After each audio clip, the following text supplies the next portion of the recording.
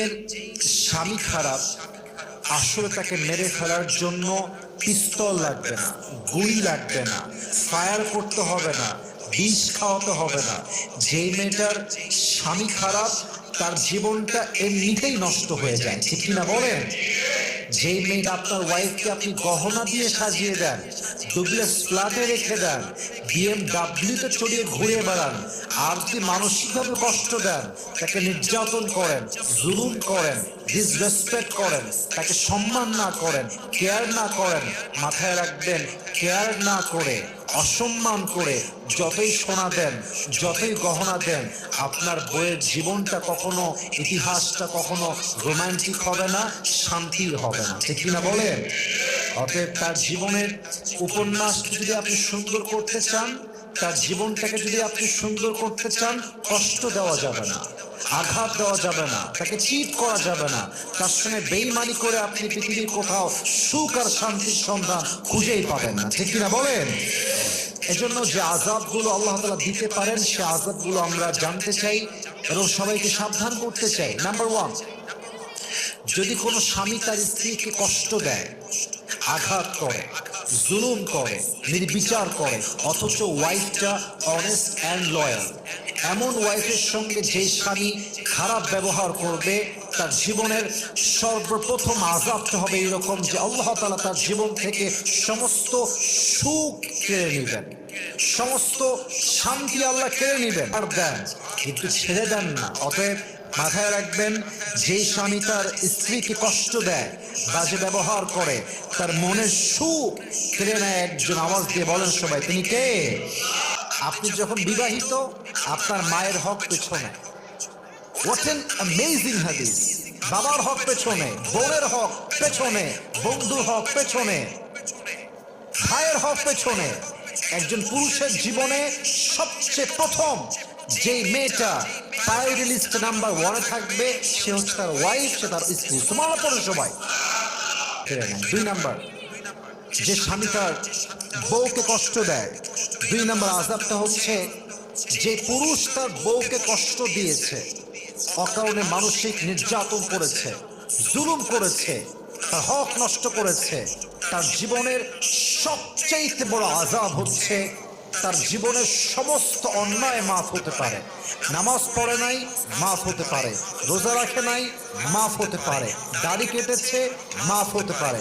সুদ খেয়েছে, মাফ হতে পারে। কিন্তু যে পুরুষ তার বউকে অকারণে কষ্ট দিয়েছে, জুলুম করেছে, নির্বিচার করেছে, ধোঁকা দিয়েছে, বিশ্বাস রাখেন সমস্ত আযাব মাফ হয়ে যাবে, বাট কবরে যাওয়ার পরে বান্দার হক বান্দা যতক্ষণ মাফ না করবে, এটা কখনোই ক্ষমা হবে না, ঠিক কিনা বলে? এই পুরুষ অকারণে, কোনো কারণ ছাড়া বউকে জুলুম করে, আযাবে রাখে, মানসিক টর্চার করে, শারীরিক টর্চার করে, এটা তার বউয়ের হক সে নষ্ট করছে। যতক্ষণ পর্যন্ত বউ মাফ না করবে, ততক্ষণ পর্যন্ত আল্লাহ তাকে মাফ করবে না, ঠিক কিনা বলেন? মাফ এটা বান্দার উপর ডিপেন্ড করছে, কারণ you have destroyed the rights of servant. আপনি একজন বান্দার হক নষ্ট করেছেন। অতএব মাথায় রাখবেন, বউকে কষ্ট দিলে আপনার যতই আমল থাকুক, যতই রোজা হোক, যতই হজ হোক, দাড়ি হোক, জুব্বা হোক, টুপি হোক, বউয়ের হক নষ্ট করেছেন, কবরে যাওয়ার পর দেখবেন সব নিয়ে গিয়েছেন, সব মাটি। আল্লাহ বলবে, তোর বউয়ের কাছে ক্ষমা চাস নাই তুই, তোর বউ যেহেতু মাফ করে নাই, তোর জন্য আল্লাহর জান্নাত হারাম হয়ে গিয়েছে, ঠিক কিনা বলে? 3 নাম্বার, যে স্বামী তার বউকে কষ্ট দেয়, তার জীবনের সবচেয়ে বড় আযাব হচ্ছে আল্লাহ তার রিজিকের বরকতকে উঠিয়ে নেয়, রিজিকের বরকত হারিয়ে যায়, রিজিক কোনো বরকত থাকে না। 4 নাম্বার, যে স্বামী তার বউকে কষ্ট দেয়, তাকে আমি বলতে চাই, নিজের সন্তানকে নিয়ে একবার ভাবেন, সন্তানকে নিয়ে একবার ভাবেন। আজকে আপনি যে মেয়েকে কষ্ট দিচ্ছেন, অকারণে, কোনো দোষ নাই, কোনো অন্যায় নেই, অকারণে কষ্ট দিচ্ছেন, মাথায় রাখবেন একদিন আপনারও মেয়ে হবে। আজকে যে অন্যায়টা আপনি অন্যের মেয়ের সঙ্গে করছেন, আগামীকাল সেই অন্যায়টা আপনার মেয়ের সঙ্গে যদি কোনো পুরুষ করে, এটা কি আপনি সহ্য করতে পারবেন? তবে you are doing something wrong, you are on the wrong track, come back, turn back, ফিরে আসেন, তওবা করেন, আল্লাহর কাছে মাফ চান। তবে হ্যাঁ, একটা পয়েন্ট আমি না বলে পারছি না, আমার সম্মান করে না এই গর্ভে, এই সংসারে কখনো আদর্শবান সন্তান আসবে না। এটা নিয়ম, এটা ন্যাচারাল। আপনি যেমন হবেন আপনার বউ তেমন হবে, আপনি যেমন হবেন আপনার স্বামী তেমন হবে, আপনি যেমন হবেন আপনার সন্তান তেমন হওয়ার সম্ভাবনায় বেশি। আল খাবিসাতু লিল খাবিসিনা ওয়াল খাবিসুনা লিল খাবিসাত ওয়াত তাইয়িবাতু লিত তাইয়িবিনা ওয়াত তাইয়িবুনা লিত তাইয়িবাত। Bad character people, they will have bad character people. Good character people, they will have good character people. If the man is pure, he will have pure wife. If the woman is pure, she will have pure man. যে যেমন তার বউ তেমন, যে যেমন তার স্বামী তেমন, যে যেমন তার সন্তান তেমন, যে সন্তান যেমন তার বাপ তেমন। এটাই হচ্ছে পৃথিবীর ন্যাচার।